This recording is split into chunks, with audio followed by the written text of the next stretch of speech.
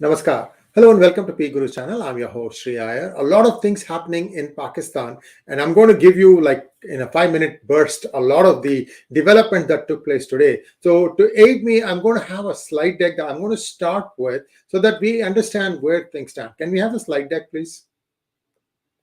So who is running Pakistan? Is it Asim Munir or is it Sahir Mirza? These are two individuals. I didn't want to take their ranks because I'm not 100% sure if they have gotten promoted or not. I think they are promoted. One of them at least is promoted. Whatever it is, we don't know where Asim Munir is. Last heard he was in Oman or in Qatar, one of those Middle Eastern countries. Nobody knows where he is. And on the ground, it is not clear if Mirza is the one running the operation or not. But a lot of things have happened. Many senior level officers have been dismissed for not obeying orders. So I'm going to give you a list of the people who have been dismissed. Now let's take a look at what happened to Imran Khan. Imran Khan was supposed to have appeared in an Islamabad High Court to get bail. And as far as I know, like the recent communication, he's still in the court. So I think he is trying to get a bail for all the other, there are 100 plus cases against him. So it's not easy. So I don't know what exactly is going to go on there. So there is still some drama as far as whether Imran Khan is in or out. Certainly, we saw him going into the Islamabad High Court. So that part is clear. We don't have the latest status on what he's doing right now in the court. So that's another one. Third thing is the list of officers who have been sacked or dismissed. This is according to a military channel. Somebody will have to double check this, but I'm going to give you the list right now. Lieutenant Colonel Imtiaz, CO21 of Punjab, refused to open fire on the public. Lieutenant Colonel Amir refused to open fire on public and said, "We are the defenders of this nation." Major Haider Ali refused to obey the same order. Major Syed Ali Hussain Gilani, Punjab Rangers, refused to open fire on the public. Major Raja Sher Ali refused to obey the unlawful orders to open fire on the citizens. Major Ali Kamran Abidi refused to obey the unlawful order of his CO, Lieutenant Colonel Ali Hussain Jafri, to open fire on the public. Brigadier Hussain Ali. When it gets to brigadier level, you know that things are getting a little bit serious. There are also rumors that 5 or 6 generals also, that means like either Major General or Lieutenant General, they've also have been sacked. That part, I don't have the information yet, but as soon as I get it, I will share that with you. But 2 days ago, a man who Imran Khan used to call as Dirty Harry was heard in this conversation telling the cop to shoot at people. Let's hear that one too. Sir वो लोग बहुत ज्यादा है और उनके पास डंडे हैं और पूरा वो प्रेशर के साथ आ रहे हैं सर। मारो इनको, 2-4 बंदे मार दो इनके पकड़ के, कोई मसला नहीं है, 2-4 बंदे मार दो इधर। ठीक है सर, मरेंगे तो हमारे पास कुछ गिरफ्तार हैं सर, गाड़ियों में हैं हम लोग। वो मार के फेंको नीचे सड़कों पे, 2-4 बंदे मरेंगे तो फिर ये सारा सिंह जो क्रिएट होगा, तभी तो ये इलेक्शन भी पोस्टपोन होंगे और तभी उनके अंदर से अफसोस आएगा। मारो 2-4 बंदे इनके फटाफट। ठीक हो गया सर, ठीक हो गया, हमारा एक्शन लो सर, एक्शन लो इनके ऊपर। So you can hear here I think second in command in ISI or third, something like that, fairly high up in the ISI hierarchy. This person also telling the policemen to fire at the mob. So clearly the army is divided. And now we are also hearing that the Supreme Court might dismiss this elected government or selected government, whatever way you want to think of it, and basically creating grounds for a martial law to be imposed on Pakistan. Now, the situation is a little tricky this time around. Previously, they used to say, if you want to do a coup in Pakistan, you just need to take care of 4 places, presumably the airport, the radio station, the TV station, and maybe the port of Karachi. Once you had that under your control, you had the complete country under your control. However, things have changed now. In Khyber Pakhtunkhwa, it is believed that 80% of the families have at least one gun, AK-47s or Glock or all sorts of things with ammunition. And the fact that Americans left Kabul with 80 billions worth of ammunition and arms and whatever is also going to this. They would have fixed some of those things already and started commissioning them. So this is where the problem is. You also saw in Balochistan This CCTV footage is available on Twitter. You can take a look at it. 16 soldiers killed and 40 injured when a bunch of Baloch activists attacked this one building. And the CCTV looks very graphic, the way they have gone about decimating the soldiers who are stuck inside there. I think the second floor, it is just, amazing how this happened. So a lot of stuff happening across the country. It is not just that, Imran Khan or PTI people attacking and resisting and protesting. It's also Baloch starting to get really active. And so we have to wait and see what happens. But clearly, if martial law is imposed, will that hold? That is the biggest question. If you have so many people in the population armed to their teeth, then it will become like a guerrilla warfare where they'll start cherry picking targets. That could become really messy. That's why we are all fearing that this could lead to civil war. US has said that it is watching the situation closely. Euphemism for saying probably that, well, we have got all the nukes under control. We'll see who emerges from this rubble. That's one possibility. But clearly, this is the last call of the dice for Imran Khan. If he comes out of this and maybe if he put some control or exert some control, people might listen to him, but the army is not going to be listening to him. So that's where the nub is. His people in ISI and army, we don't know how many of them are still active, if they have retired. Plus, these are all multimillionaires. They probably might just say, hey, heck with this, I'm going.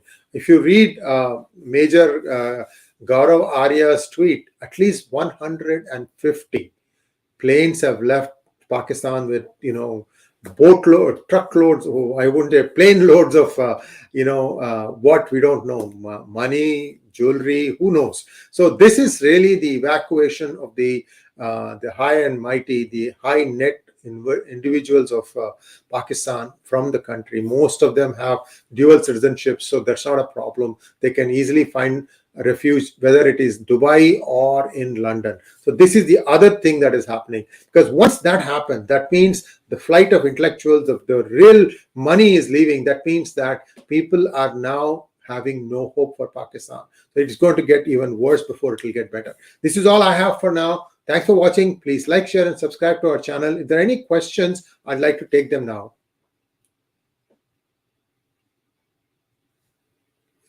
Rahul Rathod wants to know, will Pak start Kargil or other misadventures against India to try to divert attention? In the past, they have done it.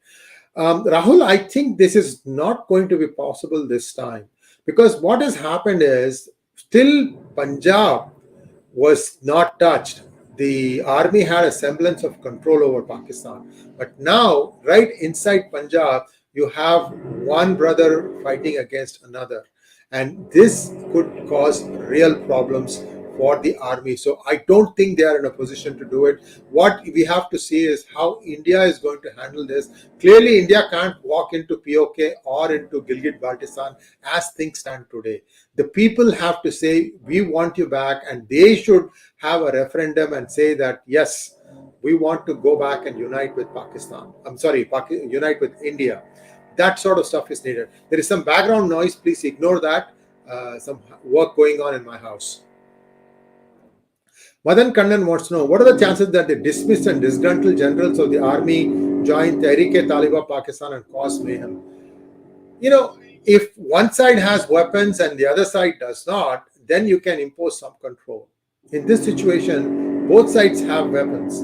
It is which weapon is more stronger, more powerful, who's going to draw first, that's going to decide this. So very asymmetric warfare is what you're going to see even more. It has been happening for a year now, ever since the United States left, because the gravy train stopped. See, US finally gave up because they were paying $60 billion a year, just paying the salaries of the entire Afghan government, the government staff salaries, the army salaries, everybody. And US said, what are we doing this? Why are we doing this? It's not worth it. That's why they left like that. So that being said, the money, the gravy train has stopped coming into Pakistan. Also, we know that the demonetization has, stopped the other big source of income. And now what are they left with is drug trafficking, and drug trafficking can be contained. We have to wait and see when that happens. So I think this is more like every man to himself. The people who have made money will take their money and run. They'll settle in Dubai and in London and in Canada and the United States and Australia and start making speeches about how Kashmiris are being killed in Kashmir. The same old story. By the way, we should never expect Pakistan to come back and say, thank you, India. They'll never do that.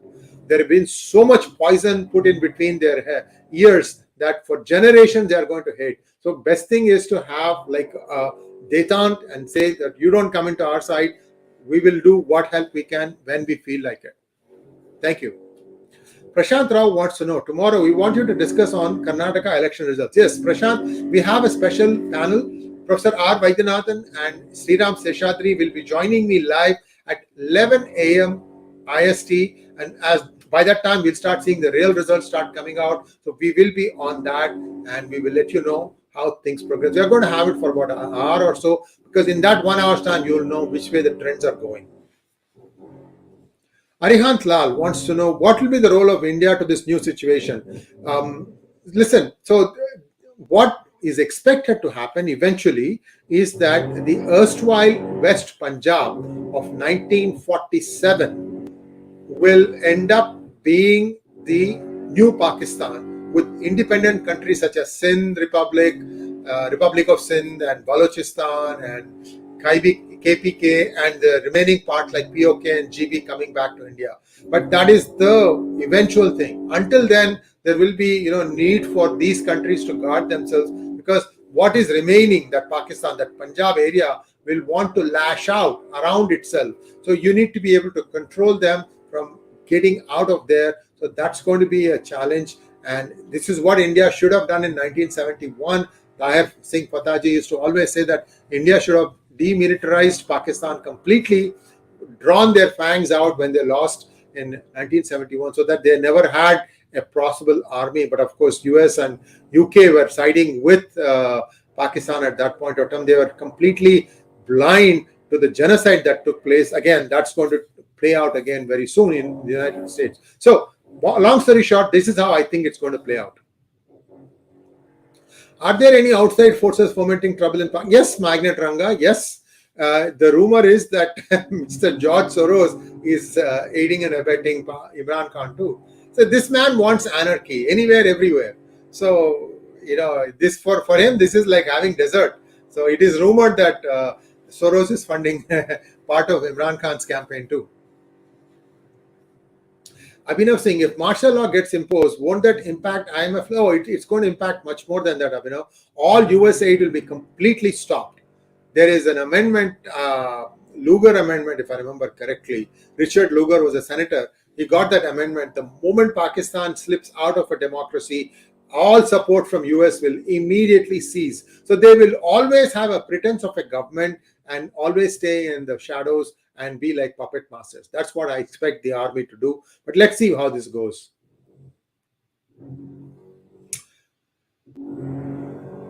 Steel Plant Babai wants to know, should India take advantage of the situation to make a move into POK? Good question, but I think time is not ripe. You know why? Because during the last few years, Pakistan army resettled many retired Punjabi army men in POK. Essentially, what they are saying now is in POK, there is no more Kashmiri being spoken. It is Urdu and Punjabi. So they need to get out first. How do you get rid of them without going in? That is the big question. The POK people, the natives, have to elect that we want to be with India and give a plan, clear plan as to how India can drive out all these people. There has to be like an identification that they have to be given notice. You get out of here, and that will take 6 months to a year. So it's going to be a long drawn out process. This is just POK you're asking, so I'm answering you to POK. GB is a different challenge altogether. Prashant Rao, is there an opportunity for Afghans to invade Pakistan? I think Afghanistan and the Taliban are doing better than the current Pakistan and their democracy. No, Prashant. Afghanistan has a long way to go to rebuild itself, and it is also becoming regressive. It is denying its women basic rights. I don't see how that can progress before. This is just a flash in the pan that you're seeing. I don't think that's going to go far. Mukund Rao wants to know, sir, Pakistan is a radical state. Taliban wants Sharia. What stops Taliban Khan from declaring Sharia across the country too? Well, China may not want that. China is the benefactor now, and US will not want that. And so then a lot of the people who are giving them money don't want that. So that is where that's going to depend. So remember, this is just fight for the spoils. There are no spoils left if nobody gives any money. Pakistan does not have the tax base to rejuvenate itself, and its remittances have stopped. Why would anyone want to send money to Pakistan when they know that their houses are burning in Pakistan? So these are some of the problems that we have. Ganapati Srinivasan wants to know, will Taliban join with China and give impetus to CPEC? No, CPEC is a finished story. I don't see that going anywhere. I think it's done. Watch Sumit Pierce's story yesterday, and we are going to come back tomorrow. We'll be touching upon the latest events in Pakistan tomorrow with Sumit Pierce. So be sure to watch that. Any update on the Baloch movement? Well, they are active. I just told you that 16 soldiers, 16 soldiers killed, 40 injured in a surprise attack. And the tweet is available on Twitter. You can go take a look at it. Look at, Baloch attack. You'll find the CCTV camera footage itself there, how they are, taking out the soldiers. All right. That's it for now. Thank you so much. Please do come back tomorrow. Sumit Peer and I will be discussing the latest events in Pakistan. And also, please like, share, and subscribe to our channel. Don't forget to click on the bell button for notifications. Namaskar.